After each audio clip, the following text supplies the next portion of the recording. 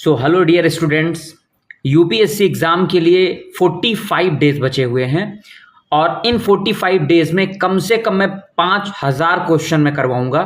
ये जो हमारी सीरीज़ होने वाली है प्रीलिम्स फोड़ो सीरीज़, इसमें मॉडर्न इंडिया से लेके ancient medieval plus geography, history से लेके इकोनॉमी, पॉलिटिकल साइंस और साथ साथ में करंट अफेयर्स, इन्वायरमेंट, ये सारी चीज़ें मैं कवर करूंगा। आप 2x पे देखें या 1.5x पे देखें, उससे मुझे मतलब नहीं, लेकिन जो मैं ये क्वेश्चन कराने जा रहा हूं यहां से एग्जाम में 100% क्वेश्चन आपको दिखाई देगा, इससे बाहर क्वेश्चन नहीं आएगा। तो आप सभी लोग इस सीरीज को देखें और शेयर करें ताकि मुझे मोटिवेशन मिले, क्योंकि ये सीरीज कंप्लीटली फ्री होने जा रही है। तो पहला क्वेश्चन आपकी स्क्रीन पे, कार्नवालिस द्वारा राजस्व संग्रहण के संदर्भ में निम्नलिखित कथनों पर विचार करिए। आपके सामने दो ऑप्शन दिए हुए हैं। अब इनको टेक्निक्स से पढ़ने, क्योंकि अब जो है यूपीएससी एलिमिनेशन मेथड बहुत कम दे रहा है। तो सबसे पहले हमें पता होना चाहिए कि जो कार्नवालिस है, कार्नवालिस के बारे में हमें 4-5 पॉइंट पता होना चाहिए अगर हम कार्नवालिस पढ़ते हैं। तो कार्नवालिस ने क्या क्या किया, तो अगर हम बात करें इन ऑप्शंस की, तो इसका जो राइट आंसर पहले होगा वो होगा बी, यानी इसका राइट आंसर आपका हो जाएगा बी, केवल 2। हम जरा यहां से,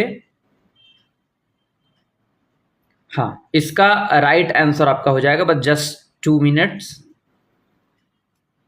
इसका राइट आंसर होगा आपका बी, यानी केवल 2। यानी यहां पर पहला जो ऑप्शन है, राजस्व संग्रहण के रैयतवाड़ी बंदोबस्त के अधीन किसानों को खराब फसल होने या प्राकृतिक आपदाओं की स्थिति में राजस्व भुगतान से छूट दी गई थी।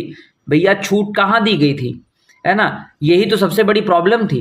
इसके बाद बहुत सारे किसान आंदोलन हुए, बहुत सारे आप देखो कि जनजातीय विद्रोह हुए। वो यही सब रीजन थी कि जो ब्रिटिश थे उन्होंने जमीनों को हड़पना शुरू कर दिया था, और ओवर टैक्स सिस्टम, यानी जो टैक्स स्लैब था वो बहुत खतरनाक था। तो दूसरा ऑप्शन सही होगा, यानी बंगाल अस्थायी बंदोबस्त के अधीन ये जमींदार नियति तिथि पर या उससे पहले राज्य का राजस्व का भुगतान करने में विफल रहता है तो उसकी जमींदारी छीन ली जाती थी। ये बिल्कुल सही ऑप्शन है। अब थोड़ा सा इसके बारे में एक्सप्लेन करते देखते हैं। जमींदार जो होते थे वो भूमि बेच सकते थे, गिरवी रख सकते थे या हस्तांतरित कर सकते थे, अपने अधिकारों और कर्तव्यों को वंशजों को दे सकते थे। हालांकि 1794 में पेश किए गए सनसेट क्लॉज में ये निर्धारित किया गया कि यदि कर का भुगतान एक पार्टिकुलर सूर्य अस्त से पहले तक नहीं जमा किया गया तो सरकार जो है वो जमींदारी को जब्त कर लेगी और दूसरे को दे देगी, यानी नीलाम कर देगी। तो ये आपका आंसर हो गया। अब हम आगे चलते हैं, अपने आते हैं सेकंड क्वेश्चन पर।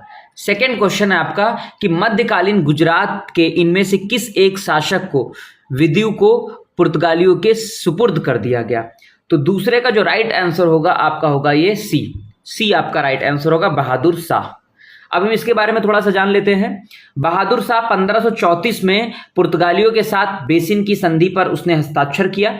इसके द्वारा उसने दीव, जो दमन दीव वाला है, दीव के साथ साथ अपने साम्राज्य के अन्य क्षेत्रों जैसे वसई, यानी वसई जो है यहां पर देख लो, वसई और जितने और भी द्वीप थे उनको पुर्तगालियों को दे दिया, जो आज जो है मुंबई का निर्माण करते हैं, यानी कई सारे जो है द्वीप मिला के मुंबई बनता है। ठीक है, अब चलो तीसरे क्वेश्चन पे हम आते हैं। क्वेश्चन बहुत अच्छे हैं और आपके ये यूपीएससी के साथ साथ अगर कोई आरओ की या यूपीपीसीएस की तैयारी कर रहा है तो वहां भी ये इंपॉर्टेंट रोल प्ले करेगा। तीसरा क्वेश्चन है आपका कि निम्नलिखित में से किस एक एक्ट द्वारा बंगाल के गवर्नर जनरल को भारत के गवर्नर जनरल के रूप में नामित किया गया। तो तीसरा जो आंसर होगा ये होगा डी, 1833 का चार्टर एक्ट। इसके बारे में थोड़ा देखते हैं। 1833 का जो चार्टर एक्ट था, जिसे बाद में सेंट हेलेना अधिनियम का नाम भी दिया गया, इसने ईस्ट इंडिया कंपनी को दिए गए चार्टर को आगामी 20 वर्षों के लिए बढ़ा दिया गया। अब थोड़ा सा 1833 के चार्टर के बारे में भी हम लोग जान लेते हैं क्या है। बंगाल के गवर्नर जनरल का नाम बदलकर भारत का गवर्नर जनरल कर दिया गया। इसने सर विलियम बेंटिक को भारत का पहला गवर्नर जनरल बनाया। इस प्रकार देश का प्रशासन एक प्रशासन के अंतर्गत इंटीग्रेटेड हो गया। जो बंबई और मद्रास के राज्यपाल विधायी शक्ति से वंचित कर दिए गए उनको। ठीक है। कंपनी के नागरिक और सैन्य मामलों का प्रबंधन काउंसिल के गवर्नर जनरल द्वारा किया जाने लगा। तो ये कुछ 1833 के चार्टर के बारे में जानकारी थी। अब हम लोग आते हैं प्रश्न नंबर 4 की तरफ। प्रश्न नंबर 4 है कि भारतीय इतिहास के संदर्भ में Alexander Rea, A.H. Longhurst, Robert Sewell, James Burgess और वाल्टर इलियट किस गतिविधि से जुड़े थे?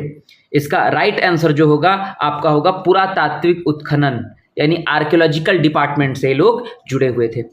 यानी ये जो लोग थे ये भारत के सर्वेक्षण कर रहे थे ये लोग, ठीक है। जो A.H. लॉन्गहस्ट थे, A.H. लॉन्गहस्ट या एक ये सब आर्कियोलॉजी से जुड़े हुए थे, मैंने बताया। भारतीय वास्तुकला और मूर्तिकला के अध्ययन को कर रहे थे लोग। उन्होंने भारत में ऐतिहासिक स्थलों और स्मारकों का व्यापक शोध किया, उसका डॉक्यूमेंटेशन करवाया, ठीक है। लॉन्गहस्ट ने भारतीय कला और वास्तुकला पर कई किताबें और प्रकाशन भी लिखे इस पे, ठीक है। तो ये कुछ इंपॉर्टेंट था। अब हम चलते हैं क्वेश्चन नंबर 5 की तरफ। आपकी स्क्रीन पे आ गया है, भारतीय इतिहास के संदर्भ में निम्नलिखित कथनों पर विचार करिए। 5वां क्वेश्चन, इसका राइट आंसर आपको बताना है। इसका राइट आंसर आपका होगा बी, यानी केवल 2 और 3। 2 और 3 सही है।